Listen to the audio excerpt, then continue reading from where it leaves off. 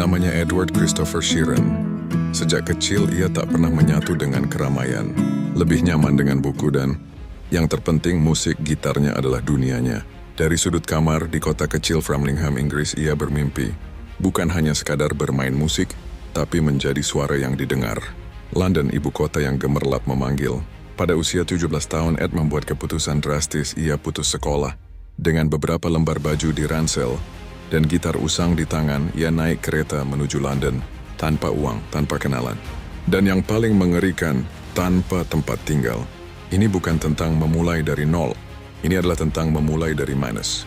Di kota metropolitan yang kejam, Ed Sheeran adalah sebutir pasir yang tak terlihat. Malam-malam pertamanya adalah gambaran kehampaan. London tak menyambutnya dengan karpet merah. London menyambutnya dengan gigitan udara dingin dan ketidakpedulian. Untuk bertahan hidup, Ed sofa surfing, menumpang tidur di sofa teman-teman atau bahkan orang asing. Tapi tidak setiap malam ada sofa. Ketika pilihan itu habis, kereta bawah tanah London menjadi hotel bintang 1000. Malam-malam panjang dihabiskan di dalam gerbong Circle Line, berputar-putar tanpa henti. Berharap bisa mencuri sedikit tidur sebelum fajar menyingsing. Pernahkah Anda membayangkan tidur di depan istana Ratu Inggris? Bukan sebagai tamu kehormatan, melainkan sebagai seorang tunawisma. Selama beberapa malam, sebuah saluran pemanas di salah satu lengkungan gerbang istana Buckingham adalah satu-satunya sumber kehangatan bagi Ed. Di sana, di balik kemegahan yang tak terjangkau, seorang musisi muda menggigil, bermimpi tentang hari ketika lagunya akan memenuhi istana itu. Bukan dirinya yang meringkuk di luarnya. Untuk makan, Ed mengandalkan gitar kesayangannya. Jalanan London menjadi panggung pertamanya. Lagu-lagu yang kini kita kenal mungkin pernah dimainkan di sudut-sudut sepi, hanya untuk mendapatkan beberapa koin demi sesuap nasi. Dia bermain di ratusan pertunjukan kecil, di pub yang kotor, di kafe yang lengang. Seringkali hanya untuk beberapa orang, atau bahkan tidak ada sama sekali. Penolakan adalah makanan sehari-hari. Rasa lelah dan putus asa menghantuinya. Tapi di setiap senar yang dipetik, di setiap lirik yang diucapkan, ada api yang tak pernah padam, api harapan.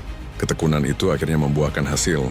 Melalui jaringan internet yang saat itu masih merangkak, bakatnya mulai terendus. Seorang produser muda bernama Jamal Edwards dari SPTV melihat sesuatu dalam diri Ed. Video-video sederhana mulai diunggah. Dan perlahan tapi pasti dunia mulai melirik. Tahun 2011 titik balik itu datang. Sebuah kontrak rekaman. Sebuah tiket keluar dari jalanan. Dari tempat tidur di gerbong kereta, kini ia akan tidur di hotel-hotel. Dari mengamen demi recehan, kini karyanya akan didengar jutaan orang. Album debutnya, Places, meledak.